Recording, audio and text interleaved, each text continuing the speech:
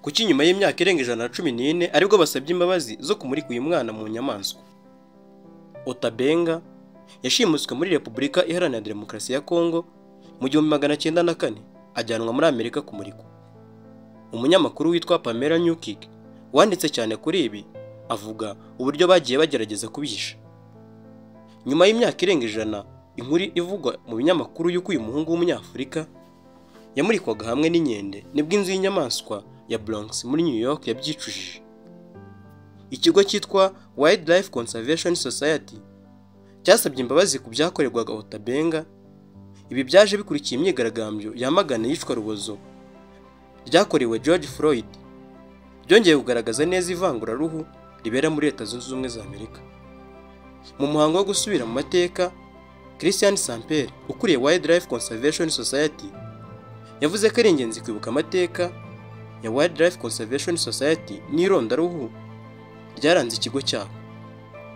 Yemeye ko iki kigo ari nacyo gitegeka iriya nzu y'inyamaswa ya Bronx. Gishyira ku mugaragaro ibyabaye byose byavuzwe mu itangazamakuru i Burayi na Amerika kuva tariki 9 z'ukwezi kwa 9 mu 1906, umunsi Otabenga yerekanwe bwa mbere n'iyo nzu, kugeza mu 1906 ku itariki 28 z'ukwezi kwa 9 ubwo yakurwagayo.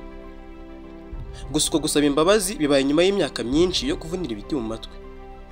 Aho gufata ibyabaye nk'isomo, Wildlife Conservation Society yamaze imyaka irenga 100 idasobanura cyangwa ifasha gukwirakwiza inkuru zerekana ko Otabenga ibyo yakorewe atari byo.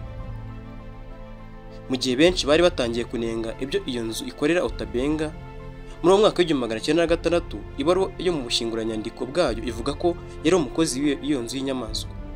Uko bigaragara, ubwo bucakura bwarakomeje kwemerwa, gutyo imyaka myinshi yakurikiyeho Otabenga akomeza kuharenganira. Ese ubundi Otabenga yari muntu ki? Otabenga yafashwe mu kwa gatatu mu 1904 n'umucuruzi w'umunyamerika Samuel Werner mu cyahoze ari Kongo Mbirigi. Imyaka ye ntabwo yari izwi, gusa bikekwa ko yari hagati y'imyaka ya 12 na 13. Yajyanwe n'ubwato i New Orleans, yerekanwa muri uwo mwaka w'1904 mu imurika ry'isi ry'Saint Louis hamwe n'abandi bahungu 8.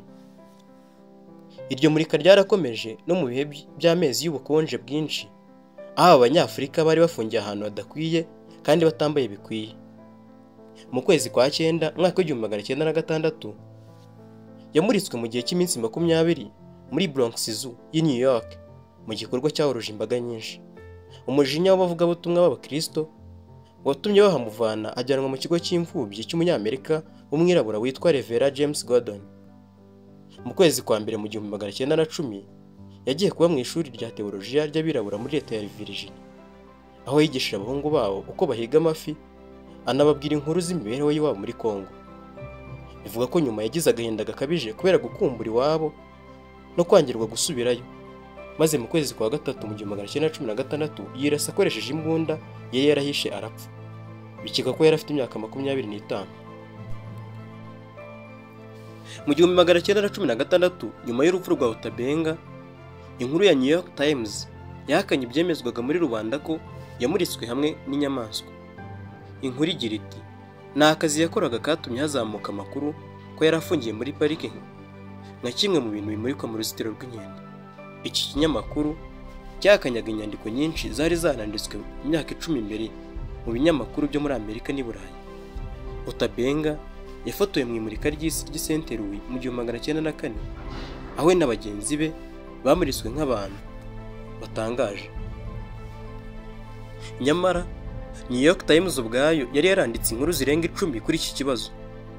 Iya mbere tariki 9 z'ukwezi kwa 9 mu 1906 ifite umutwe ugira uti, umuntu wo mu ishyamba mu ruzitiro rumwe rw'inguge.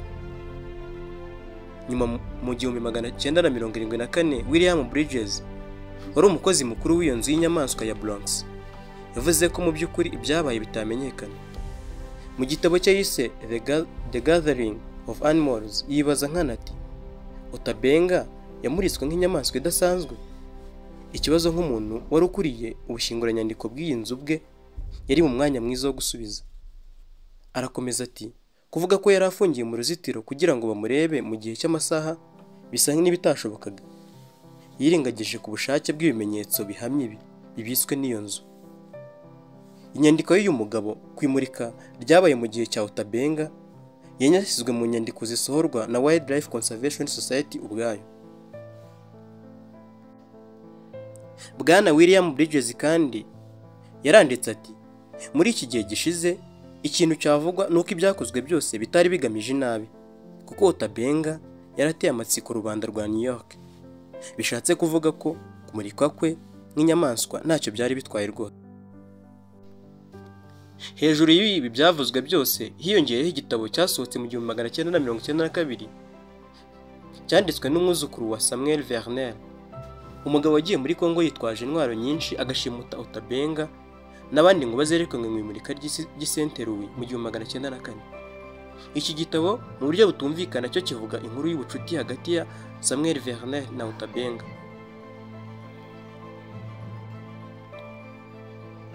Iki gitabo cyanditswe n'uyu mwuzukuru wa Verner avuga ko Otabenga ubwe ari we wihitiyemo kumurikwa ngo yereke abantu bo muri New York. Mu gihe kirenga imyaka 100 ikigo n'abantu bakoresheje Otabenga nabo bakomokaho basibanganyije ibyabaye bakwirakwiza inkuru zitari ukuri kuri ayo mateka. Yewe n'ubu Bwana Christian Saint-Pierre yasabye imbabazi ku imurika rya Otabenga iminsi myinshi, ntiyigeze avuga ko ari ibyumweru 5 yamaze afungiye mu nzu y'inkende. Wildlife Conservation Society ifite Bronx Zoo yabereyemo ayo mabi yose yavuze ko yamagana ibintu bibi byose byabaye mu mateka yayo. Ubu Bwana Saint-Pierre agira ati, turicuza cyane ko abantu benshi n'ibisekuru bababajwe n'ibyo bikorwa cyangwa no kuba twarananiwe kubyamagana. Yamaganye kandi Madison Grant na Henry Fairfield Osborne, bamwe mu bashinze iyi nzu, bombi bagize uruhare rukomeye mu imurika rya Otabenga. Amahame shingiro ya Bronx Zoo yagize uruhare mu gukwirakwiza ivanguraruhu risumbanyisha amoko y'abantu ririho n'ubu. Kimwe mu byifuzwa nuko Wildlife Conservation Society yakwitirirwa ishuri ryayo Otabenga wagize ibyago n'umurage udashobora gutandukanywa na Bronx Zoo.